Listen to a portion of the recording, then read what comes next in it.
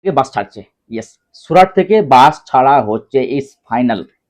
এতদিন ধরে এত মেসেজ, এত ফোন আমার কাছে আসছে যে দাদা বাস কবে ছাড়বে, বাস কবে ছাড়বে। আমি কাউকে মেসেজের রিপ্লাই দিতে পেরেছি, কাউকে দিতে পারিনি।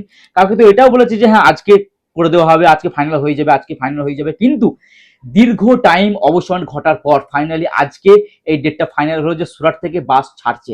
কোথায় থেকে যাবে, কতদূর পর্যন্ত যাবে, পশ্চিমবঙ্গে কতদূর পর্যন্ত যাবে ডিস্টেন্সটা, কত টাকা টিকিট, কি কি থাকছে না থাকছে, সমস্ত বিস্তারিত কিন্তু আজকের এই ভিডিওতে আলোচনা আমি করব। আর একটা রিকোয়েস্ট করব, একটা একান্ত অনুরোধ করব আপনাদেরকে, এই ভিডিওটা যতটা হয় আপনি যে যেখান থেকেই দেখছেন ভিডিওটা শেয়ার করুন।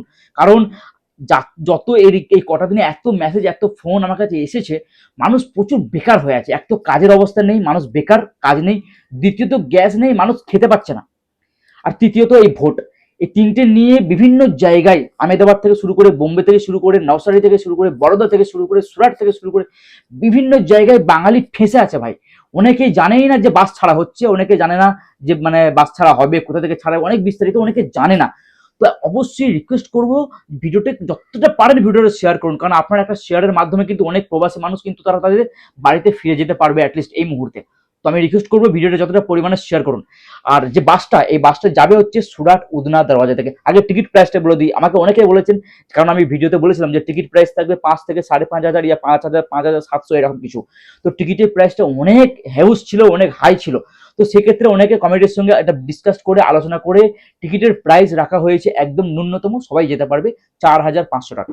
ইয়েস, মানে 4,500 টাকার টিকিটের প্রাইস। স্লিপার খোঁজ থাকবে, স্লিপার আর এসি।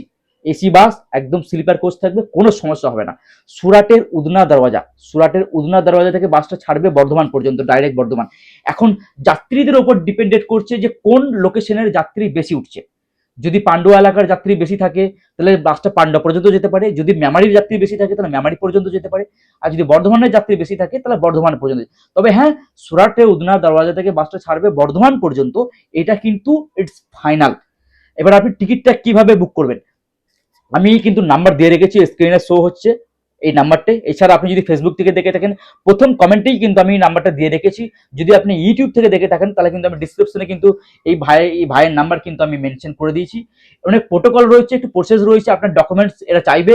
তো আপনি অনলাইনের থ্রু এনাদেরকে টিকিট বুক করতে পারেন। এছাড়া আপনি যদি মনে করেন যে না এই ভাইয়ের কাছে গিয়ে প্র্যাকটিক্যাল আমি টাকা দিয়ে টিকিটটা বুক করবো, তো আপনি সেও টিকিট মানে সেই হিসাবেও কিন্তু আপনি টিকিটটা আপনার বুক করতে পারেন। তো আমি নাম্বার শেয়ার করে দিয়েছি। অবশ্যই রিকোয়েস্ট করবো ভিডিওটা প্রচুর প্রচুর শেয়ার করুন, কারণ এরা কিন্তু দুবার বাস ছাড়ছে, এটা বলে দিই। কারণ এবার এই প্রথম কিন্তু 2 দফায় ভোট হচ্ছে পশ্চিমবঙ্গে। একটা হচ্ছে 23 তারিখ, একটা হচ্ছে 29 তারিখ। তো যারা 23 তারিখে যারা ভোট দেবে তারা কিন্তু একটা বাস ছাড়ছে 18 তারিখে। আমি একটা বলে দিই আপনাদেরকে, 18 তারিখে একটা বাস ছাড়ছে, আর একটা বাস ছাড়ছে 25 তারিখে। এটা কিন্তু ভোটের জন্যই, ভোটের উদ্দেশ্য কিন্তু ছাড়া হচ্ছে। মানে যে 18 তারিখে যে বাসটা ছাড়া হচ্ছে সেটা 23 তারিখের জন্য, আর 25 তারিখে যে ভোট বাসটা ছাড়া হচ্ছে সেটা 29 তারিখে যারা ভোট দেবে তাদের জন্য। তো আপাতত এই দুটো ডেট ফাইনাল। তবে 5 থেকে 8 খানা বাস ছাড়া হবে, ওটা যাত্রীদের উপর ডিপেন্ডেন্ট করছে যে মানুষ কিভাবে রেসপন্স করছে এই বিষয়টাকে। তো দুটো বাস একদম রেডি, একটা 18 তারিখ ছাড়া হবে, আর একটা 25 তারিখে ছাড়া হবে। বাকি তো আমি নাম্বার দিয়ে রেখেছি, আপনারা আরো বিস্তারিত যদি জানতে, এখানে আমার ভিডিওটা যদি বুঝতে না পারেন, আপনি আমাদের মেসেঞ্জারে বা আমাদের অফিসিয়াল নাম্বারে যোগাযোগ করতে পারেন। এছাড়াও আপনার সুবিধার্থে আরো এই বিষয়টা নিয়ে ডিটেলস জানতে আমি স্ক্রিনে নাম্বার দিয়ে দিয়েছি, আপনি এই নাম্বারে ডাইরেক্ট ফোন করে কন্ট্যাক্ট করে নিতে পারেন। তবে হ্যাঁ, একটা রিকোয়েস্ট করবো, এনারা খুব ব্যস্ত মানুষ, অফিসিয়ালি জব করেন। তো আপনি রাত্রি 8টার পরে যোগাযোগ করেন, রাত 8টার পরে এনাদের সঙ্গে একটু যোগাযোগ করে নিতে পারেন। যাই হোক, অবশ্যই ভিডিওটা শেষ করার আগে আমি অবশ্যই বলবো ভিডিওটাকে প্রচুর প্রচুর করে শেয়ার করে দিন।